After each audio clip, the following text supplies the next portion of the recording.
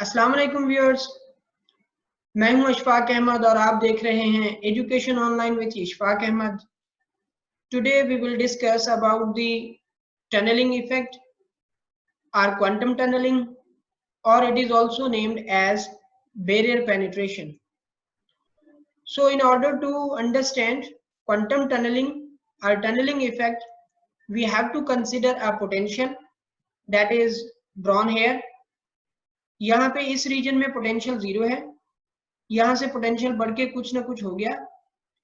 जैसा हमने step potential में देखा था कि ये जो पोटेंशियल है फिर आगे सारे रीजन में वही रहता है, लेकिन यहाँ पे फिर से वो पोटेंशियल 0 हो गया।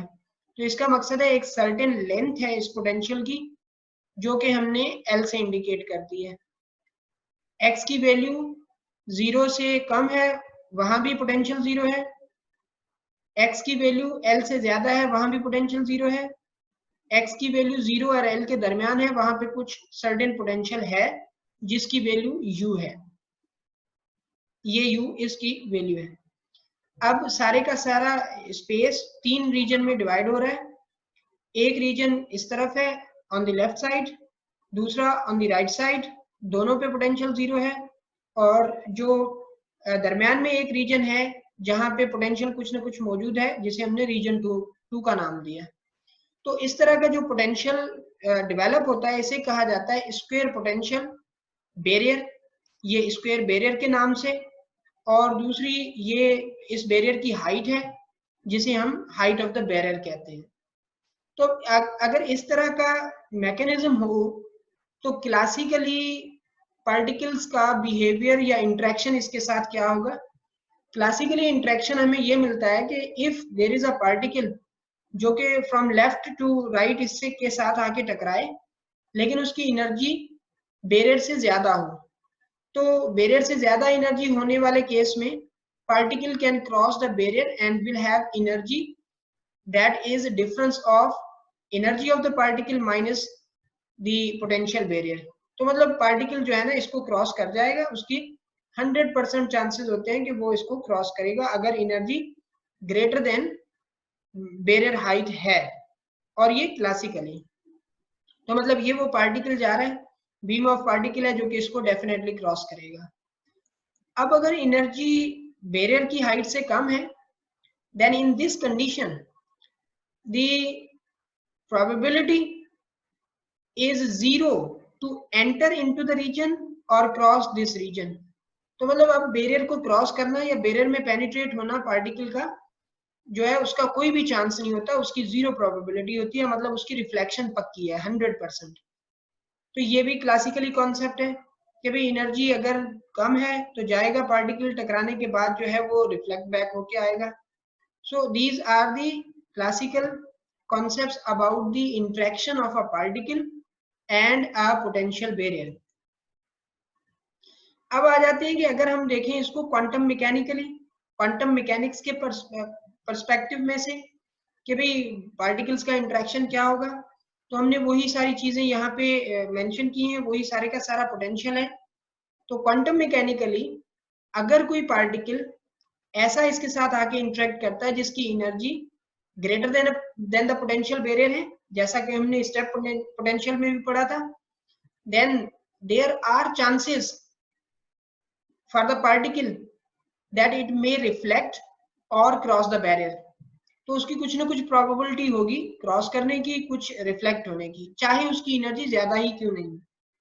एनर्जी ज्यादा होने के बावजूद भी वो क्रॉस होने की भी प्रोबेबिलिटी है, रिफ्लेक्ट होने की प्रोबेबिलिटी भी है क्वांटम मैकेनिकली। और अगर एनर्जी कम है तो भी particle has probabilities to reflect and cross the barrier. Particle के पास अब भी प्रोबेबिलिटी है कि वो रिफ्लेक्ट भी हो सकता है और बैरियर को क्रॉस भी कर सकता है। तो जब ये प्रोबेबिलिटी है तो फिर इसका मकसद है कि एनर्जी कम होने वाले केस में भी पार्टिकल इसमें से पास होने की सलाहियत रखता है। This is the perspective of quantum mechanics for the interaction of particle and the potential barrier. So the phenomena of passing through the barrier in such condition when particle has less energy than barrier, उस condition में कि particle की energy भी कम हो और वो barrier से भी क्रॉस हो जाए, बैरियर को भी पास कर जाए, तो इस फिनोमेना को हम बैरियर पेनिट्रेशन कहते हैं, इसको हम क्वांटम टनलिंग कहते हैं। ये इस तरह से कि उसकी एनर्जी कम भी है और फिर भी वो जो है ना इसको क्रॉस कर जाए, तो इस इफेक्ट को हम क्वांटम टनलिंग या बैरियर पेनिट्रेशन या हम टनलिंग इफेक्ट कहते हैं। So particle having energy less than the barrier height और उसके बावजूद वो उससे क्रॉस हो जाए, दिस इज बैरियर पेनिट्रेशन और क्वांटम टनलिंग। अब जो ये टनलिंग है, इस टनलिंग को अगर हम सादा तरीके से समझें तो वो इस तरह से है कि ये एक हमारे पास जो है ना एक हाइट है, एक सर्टेन जो है ना माउंटेन है। इस माउंटेन को अगर क्रॉस करना है तो मैकेनिक्स कहती है कि आपके पास इतनी एनर्जी होनी चाहिए कि आप इसकी टॉप पॉइंट तक पहुंच सके, फिर आप उसको क्रॉस कर सकेंगे, otherwise it is not possible. ठीक है, जो हमें डेली लाइफ में भी ऐसे ही मिलता है कि एक माउंटेन है तो उसको क्रॉस करने का यही तरीका है कि हम उसकी पीक पे चढ़ के फिर दूसरी तरफ जो है ना जा सकें, जिस तरह से ये बॉल जा रहा है, ये पार्टिकल जा रहा है। This is the classical mechanics point of view. लेकिन क्वांटम मैकेनिक्स कहती है कि ये जरूरी नहीं कि पार्टिकल उस हाइट से ही होके जाए। अब क्वांटम मैकेनिक्स के मुताबिक वो पार्टिकल इस सिस्टम से पेनिट्रेट मतलब सुरंग बना के भी जा सकता है, उसके अंदर जज़ब होके उसमें से भी पास होने की सलाहियत रखता है।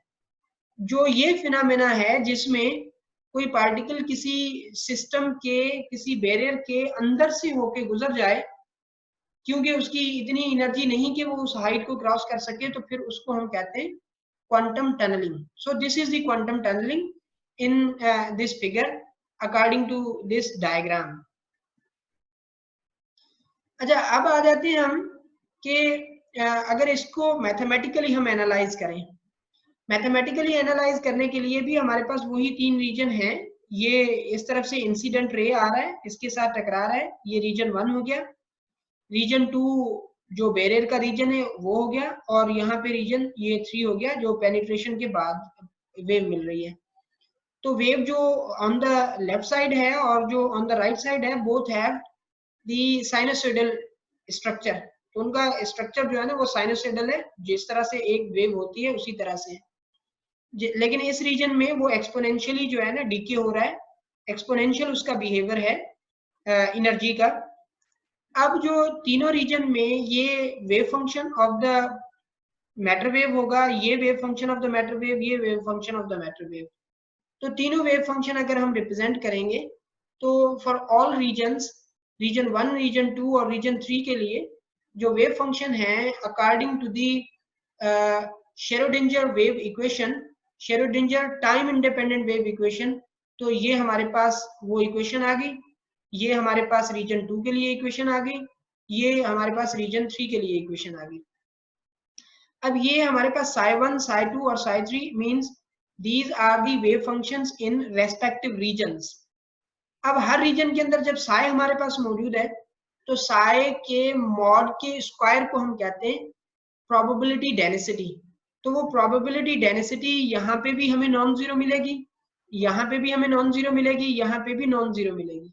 जब तीनों में हमें नॉन जीरो मिलेगी तो it means that particle has chances to be here in this region, to be here in this region, to be here in this region।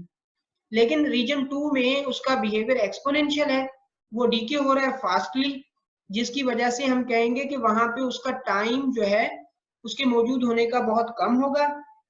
that's why its probability in this region is very small, but there is, वहां भी probability है लेकिन वो small है। अच्छा, अब आ जाते हैं रीजनिंग पे कि ये क्वांटम टनलिंग हो क्यों रही है। क्वांटम टनलिंग की रीजन अगर हम देखें तो हमें इस फिगर में नजर आती है। क्लासिकल पॉइंट ऑफ व्यू ले लेते हैं पहले, क्लासिकल पिक्चर, कि भाई एक पार्टिकल है और एक हमारे पास ये पोटेंशियल बैरियर है, ये हमारे पास इलेक्ट्रॉन आ रहा है, ये हमारे पास पोटेंशियल बैरियर है। पोटेंशियल बैरियर में डेफिनेटली इलेक्ट्रिक फील्ड होगी, तो इलेक्ट्रॉन को वो इलेक्ट्रिक फील्ड इलेक्ट्रोस्टैटिक फोर्स के थ्रू रिपेल करेगी, जिसकी वजह से क्लासिकली वो पार्टिकल रिपेल होगा और जो है ना इसमें से पास नहीं हो सकेगा। तो वो पार्टिकल रिपल्शन के बाद ये जा रहा है। अब अगर आ जाए हम क्वांटम पिक्चर पे, तो क्वांटम पिक्चर कहती है this electron is not a particle, electron is a wave. Electron wave है जो कि यहाँ पे आपको नजर आ रही है, ये वही हमारे पास पोटेंशियल बैरियर है।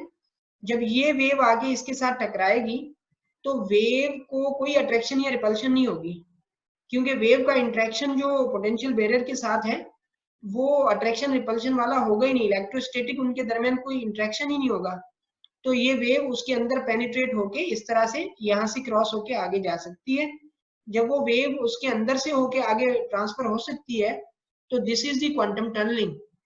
मतलब यहाँ पे अगर पार्टिकल पार्टिकल इंटरेक्शन है, पार्टिकल पोटेंशियल बैरियर इंटरेक्शन है, वहां पे रिपल्शन की वजह से हमारा कॉन्सेप्ट्स कहते हैं हमारे कि क्लासिकली ऐसा मुमकिन नहीं कि पार्टिकल पेनिट्रेट हो सके, लेकिन यहाँ पे हमें ये पता चलता है कि नहीं, पार्टिकल्स के पास, स्मॉलर पार्टिकल्स के पास ये बिहेवियर है कि वो वेव की तरह बिहेव कर सकते हैं, तो definitely they can penetrate. It means that tunneling effect is a phenomena that occurs at atomic and subatomic levels. तो एटॉमिक और सब एटॉमिक लेवल पे वो जो है ना एग्जिस्ट करता है, and there are evidences of this effect, that this effect is existing there. Practically experimentally ये चीज वेरीफाई हो चुकी है। तो अब हम आ जाते हैं उसकी एप्लीकेशंस पे। एप्लीकेशंस, काफी सारी एप्लीकेशंस हैं टनलिंग इफेक्ट की। तो उसमें से जो फर्स्ट है वो alpha decay. We know that कि हर न्यूक्लियस जो है उसके पास जो स्ट्रॉन्ग न्यूक्लियर फोर्स होती है वो एक हसार बना के रखती है, एक रीजन बना के रखती है जिसके अंदर प्रोटॉन या न्यूट्रॉन उससे बाहर नहीं जा सकते, उसको हम कहेंगे बैरियर, वो बैरियर है। अब उस बैरियर की जो हाइट वगैरह होती है वो काफी ज्यादा होती है, और वो होती है अबाउट, ये आपको इस फिगर में नजर आ रहा है कि अबाउट 30 मेगा इलेक्ट्रॉन वोल्ट तक जो है ना होती है, स्पेशली उन न्यूक्लाई के लिए जिन न्यूक्लाई में से अल्फा पार्टिकल इमिट हो रहा होता है, तो उनके लिए इतनी जो है ना होती है। अब जो अल्फा पार्टिकल इमिट आउट हो रहा होता है उसकी जो एनर्जी होती है that is very small, a few mega electron volt, 5-7 mega electron volt से ज्यादा नहीं होती, इससे इतनी मैक्सिमम 7 तक होती है। तो अब इस एनर्जी वाला पार्टिकल इस बैरियर में से कैसे निकल सकता है? Means it can not overcome this mountain. ये जो एक पहाड़ है इससे वो क्रॉस तो हो नहीं सकता क्योंकि उसकी एनर्जी कम है, पहाड़ की एनर्जी ज्यादा है। तो फिर क्या हो रहा है कि वो अल्फा पार्टिकल जो न्यूक्लियस की जो बैरियर है उसमें से निकल रहा है, उसका निकलना due to the tunneling effect है। So this is the application of tunneling effect. और इसके साथ साथ हमारे पास न्यूक्लियर फ्यूजन, आपको पता है कि एक न्यूक्लियस का जो बैरियर है कोलम्बियन बैरियर और दूसरे न्यूक्लियस का कोलम्बियन बैरियर, वो दोनों जो है ना बैरियर क्रॉस करते हैं पार्टिकल, तो एक दूसरे के साथ मिक्स होते हैं। मतलब प्रोटॉन प्रोटॉन इंटरेक्शन में क्या होता है कि दोनों बैरियर को पेनिट्रेट करके वो प्रोटॉन आपस में मिलके न्यूट्रॉन बना रहे होते हैं। और इसी तरह से हमारे पास स्कैनिंग टनलिंग माइक्रोस्कोप है, एक डिवाइस है जो बिल्कुल इन्हीं जो हमारे पास इफेक्ट हो रहे हैं इन पे बेस्ड है।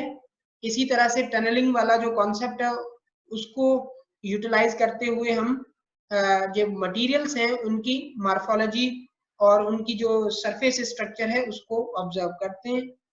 और काफी सारी और डिवाइसेस भी हैं जिनको हम टनलिंग डिवाइसेस कहते हैं, जिनमें टनलिंग डायोड है, टनलिंग ट्रांजिस्टर है। These are the applications of the tunneling effect or quantum tunneling. So this is all about the tunneling effect or quantum tunneling or barrier penetration. For more videos, stay tuned at Education Online with Ishfaq Ahmed.